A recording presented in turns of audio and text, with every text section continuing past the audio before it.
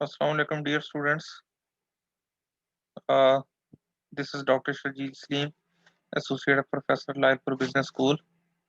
I am assigned to teach you the, the subjects, practices, management principles and practices. This subject belongs to MBA first semester. Uh, our MBA program is a 2 years program, and I assume that many students have done their BBA. There might be some students who do not have a business education background, so they might not have learned about management. The students who have business backgrounds who have come from our BBA program, they must have learned about management and familiar with the terms of management. So essentially, this subject is principles of management. Uh, in this subject, we will learn about management, about concepts of management, about functions of management, about functions of managers, about organizations, and about organizational structure, about individual decision making, about a group decision making, and uh, we will learn in detail about different functions of management and human resource management and things like that. So, first of all, we are going to start with our first chapter. First of all, we will define managers and management. So, who is a manager? Who are managers? As you can read on this slide, there is a layman definition of manager: someone who coordinates and oversees the work of other people so that organizational goals can be accomplished. So, any person, anybody who gets things done through others, or we can or we can say that anybody or a person who manages something is a manager. In organizational context, we can define manager as someone who coordinates and oversees the work of other people so that organizational goals can be accomplished. If we break down this definition, then we can see that uh, we are holding our hands on a few elements. First of all, we are talking about coordination, then we are talking about overseeing, then we are talking about other people, then we are talking about organizational goals. So if we dissect these elements one by one, first of all, we are talking about coordination. So a manager has to coordinate, right? He or she has to gather the resources. He or she has to gather the workers. He or she has to allocate the resources and get things done. So coordinating is an important uh, duty, is an important task that managers have to take. Uh, the next thing is overseeing the work of others.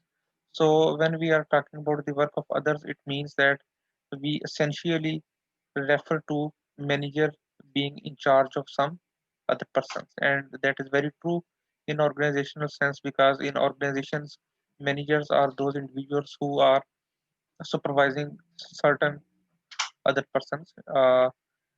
It it could be different number depending upon the span of control of a manager. There could be many persons, or there could be only a few persons. That depends upon the span of control of the manager in question. So, manager oversees the work of others. The next thing is organizational goals.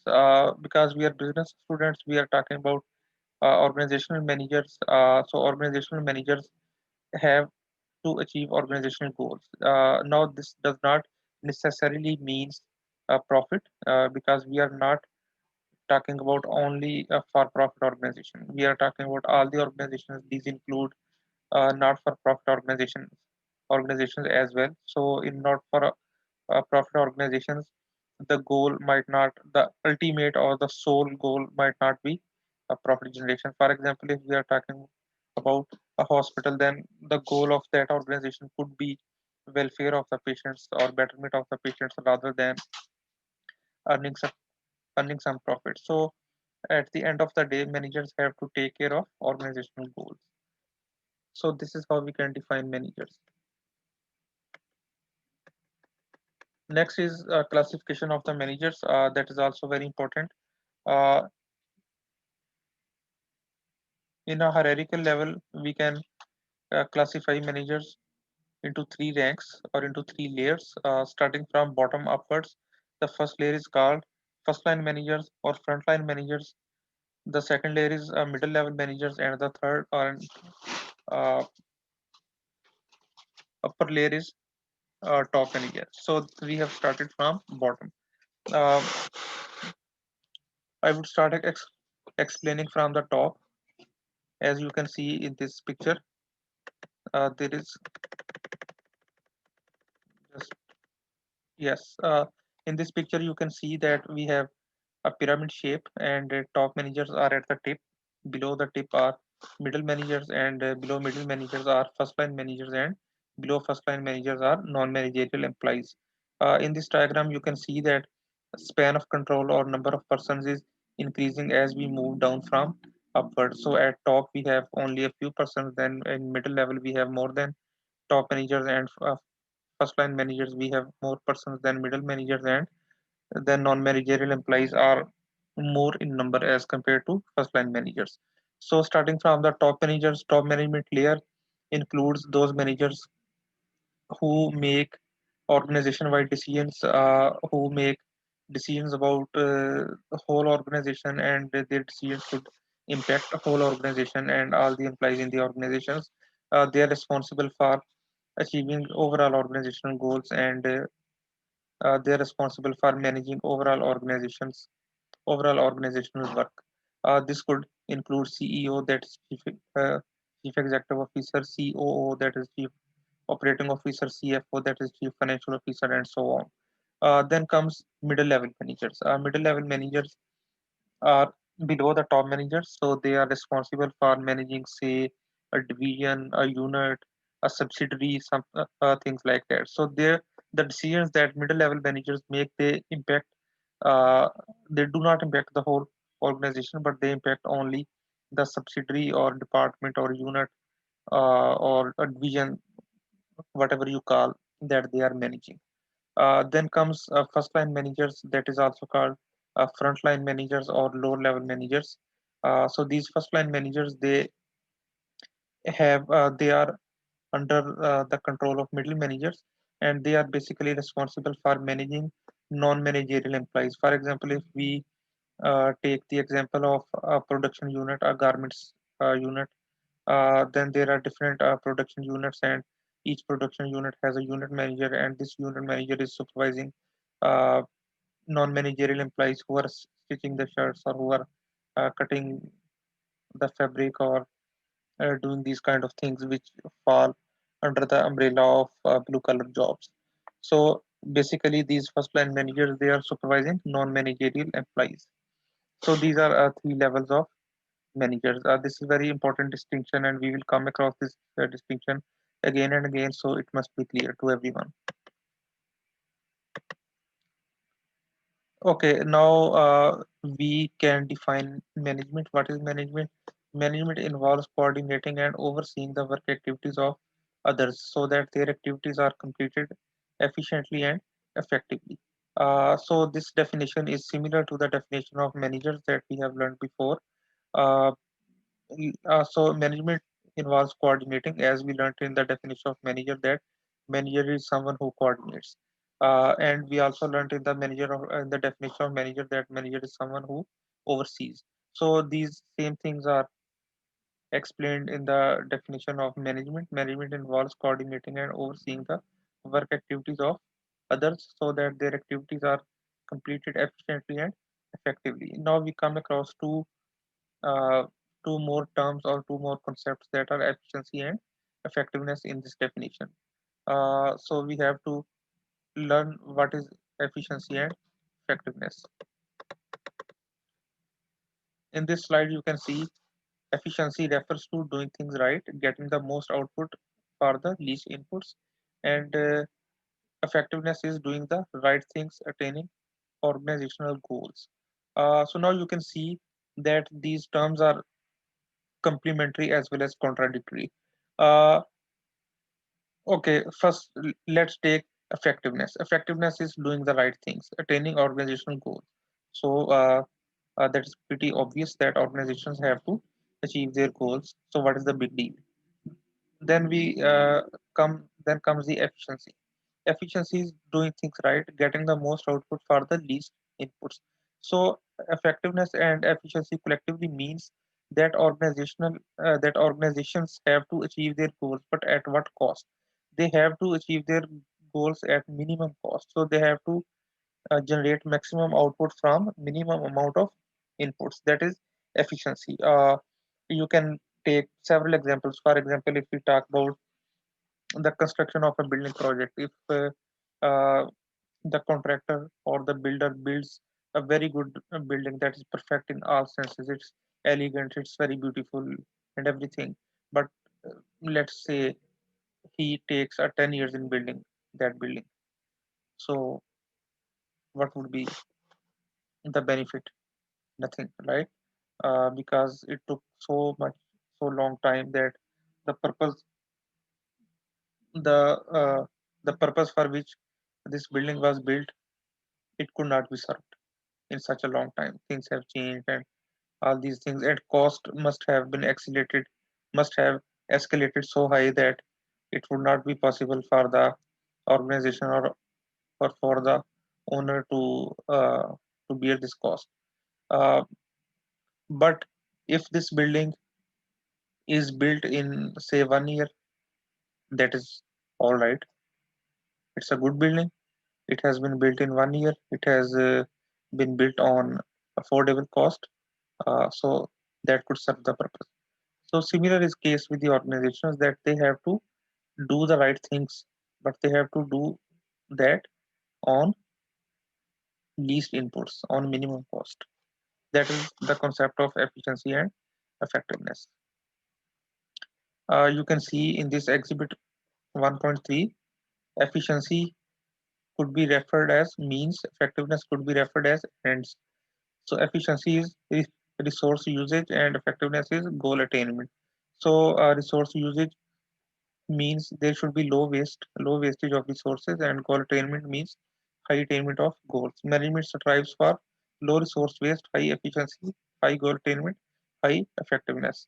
So a good management, what would do, what a good management would do, they would achieve their goals at minimum possible cost.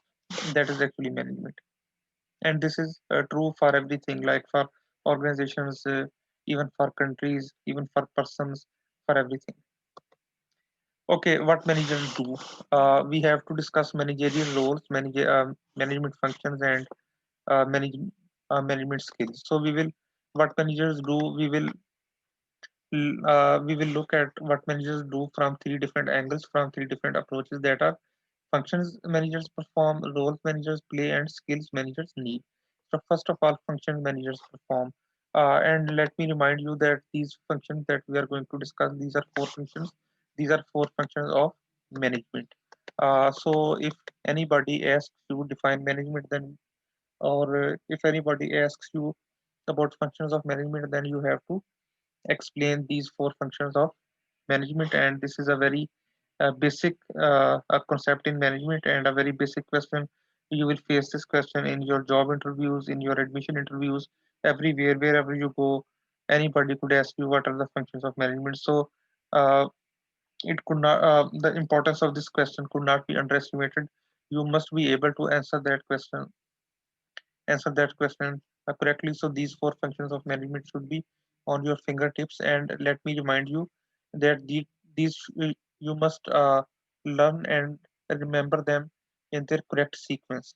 The sequence you can see on this slide: planning, organizing, leading, and controlling. So you must learn these functions in this correct sequence, because if you uh, describe them out of sequence, that would make no sense. That would be wrong, because uh, these functions actually take place in this sequence. So first of all is planning, defining goals, establishing strategies to achieve goals, developing plans to integrate and coordinate activities. So planning is basically, you can understand that planning comes first. Planning comes before the execution. Even if you have to make a travel at your individual level, you have to go to some other city, then you will plan, you will decide at what time you will leave, at what time you will arrive there, what mode of transportation you will use. If you are going to use public transportation, then you will plan for the purchase of your ticket, for the booking of your seats. If you are going to stay in a hotel, you will be looking for a hotel online. You will be booking a room for yourself, and then you will also be making your arrangements for your return back to your home. So you will do all all this planning before actual execution of your travel. Similarly, in organizations, managers they have to plan things beforehand and then they have to execute them. So planning is the first function of management. The second function is organizing, arranging and structuring work to accomplish organizational goals. Once plans are in place, then managers have to arrange and structure the work. They have to arrange the resources, they have to gather the resources. They could be financial resources, they could be human resources, they could be intellectual resources, they could be capital resources, whatever the resources that are needed for accomplishment of organization goals. The manager would gather them. Managers would allocate these resources. They would uh, build the structure of the organization. They will do all the organizing work to accomplish their goals. Next thing is leading.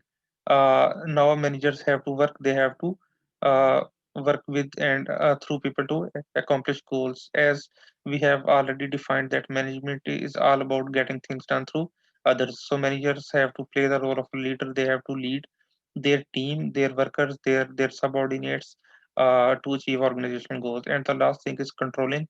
Controlling is monitoring, comparing, and correcting work. So controlling is basically a comparison of the goals accomplished with the goals that are planned to be accomplished. If there is a large discrepancy, then that is a problem. Then managers would have to look for the reasons that led to this huge discrepancy, and they would have to fix those reasons. But if the obtained goals are as per their planned goals, then that is an indication that they have correctly executed their plans. Next, uh, in this exhibit 1.4, you can see the arrow. It starts from planning and it is moving towards controlling. So again, this also shows us that these management functions would take place in this correct sequence. First of all would be planning, then organizing, then leading, and then controlling. So this is the first angle through which we have looked at what managers do, that is functions they perform. The next angle that we would use to look at what managers do is roles they play. So managerial roles, this is a very important study, and this takes us to Mitzberg. Let me show you his face. So yes, so this is Mitzberg. He is uh, a management scientist, and he described managerial roles. He basically divided managerial roles into 10 categories, and these 10 categories are actually these 10 categories come in three groups. These groups are three groups of roles. These groups are interpersonal roles, informational roles, and decisional roles. Interpersonal roles have three subcategories: figurehead, leader, and liaison. Informational roles have three categories: monitor, disseminator, and spokesperson. And decisional roles have three categories: entrepreneur, disturbance handler, resource allocator, negotiator.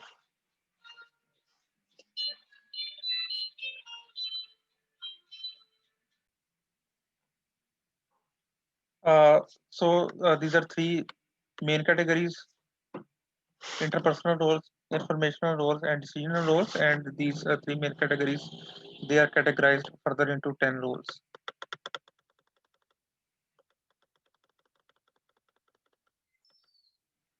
So let's discuss them. Interpersonal roles include figurehead, leader, and liaison.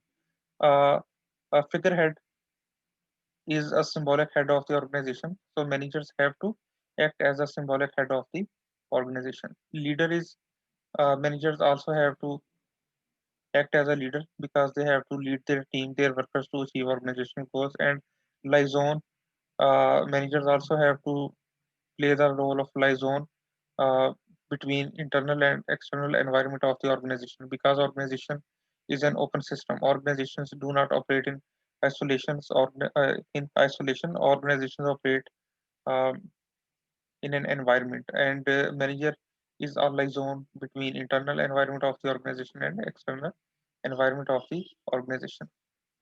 Then comes informational roles. Informational roles include a monitor, disseminator, and spokesperson. So monitor is someone is a person who scans the environment and gathers the information. Then disseminator is a role in which manager transmits the information that he or she gathers from the external environment, and uh, then he or she transmits it to the organization members. And spokesperson is the role in which manager also has to speak on behalf of the organization and has to provide information about organization to the outside world. In decisional roles, there are four types of roles: entrepreneur, disturbance handler, resource allocator, and negotiator. In the role of entrepreneurship, manager is an entrepreneur because he or she starts a business. He or she is leading a venture. So that's the role of an entrepreneur. Then disturbance handler managers also have to act as a disturbance handler because as soon as there is a dispute, there is a disturbance, then manager has to take care of that. Then comes the source allocator. So resources are always scarce are always rare, and managers have to make their preferences where to allocate the resources. And negotiator managers have to negotiate in their everyday life several times a day. They have to negotiate with their employees, they have to negotiate with their stakeholders, with their stockholders, with government agencies, with their buyers, with their suppliers. So they have to do a lot of negotiation. So these are managerial roles. The third angle with which we will look at what managers do is what skills managers need. So the skills that managers need could be divided into three types of skills. These are technical skills, human skills, and conceptual skills. Technical skills are knowledge and proficiency in a specific field. Uh, Human skills are the ability to work well with other people, and conceptual skills are the ability to think and conceptualize about abstract and complex situations concerning the organization. So let's first take technical skills. So technical skills are the skills that are needed to perform a specific job. For example, if we are talking about banking industry, then a manager in a bank must have skills how to perform banking. He or she uh, must be able to to demonstrate how to open an account, how to make a foreign exchange transaction, how to do remittances, how to extend a credit facility, and all these things. If we are talking about the manager of an airline, then he or she must be well versed with the airplanes, with their models, with pilot skills, and all these things. These are technical skills that are at the core of uh, an organization's operations. Then comes human skills. Human skills are interpersonal skills, that the skills that are used for dealing with other people. As managers have to do a lot, have managers have to make a lot of interpersonal interactions. That's why they must be good in interpersonal skills.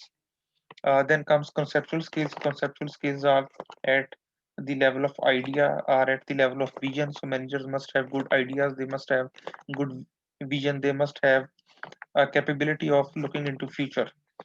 Uh, so these are types of skills that are needed by managers. Now, in Exhibit 1.6, we can see that these skills are shown in three different bars, and we can see according to this diagram that at lower level managers technical skills are most relevant, at middle level managers human skills are most relevant, and at concept top level manager and for top level managers conceptual skills are most relevant. And it is it's common sense because lower level managers have to deal with the operations of the organization, and they have to supervise the blue collar workers. So their technical skills must be very sound.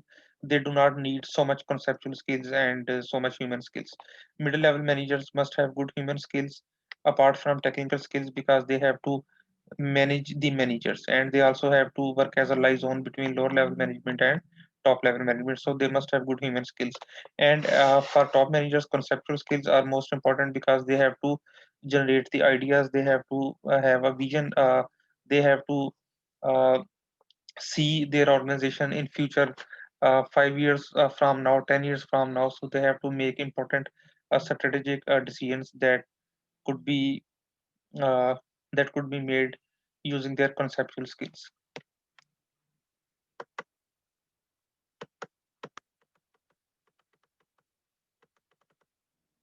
Now comes what is an organization.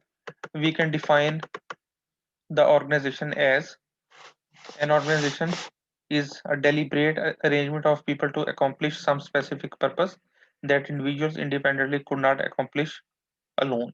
Now let's dissect this definition. In this definition, we have: first element is a deliberate arrangement of people.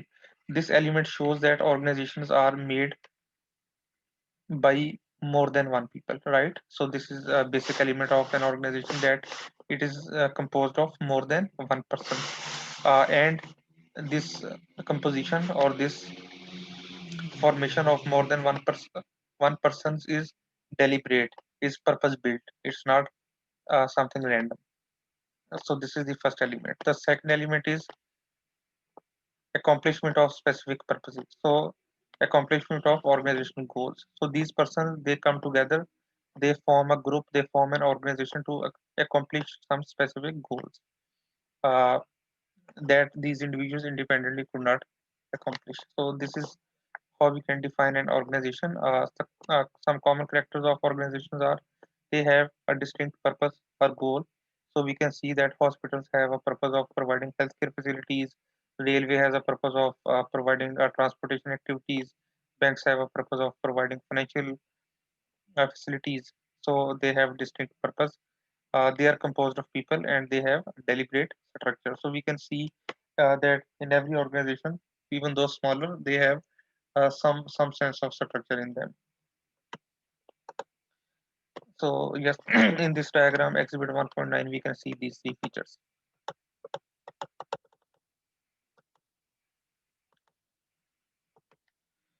So this is the end of our first chapter. We have uh, learned some terms that are manager, first line managers, middle managers, top managers, management, efficiency, effectiveness, and so on. So inshallah, in our next class, we will start with next chapter, inshallah. Ta'ala. Khuda Hafiz, see you soon.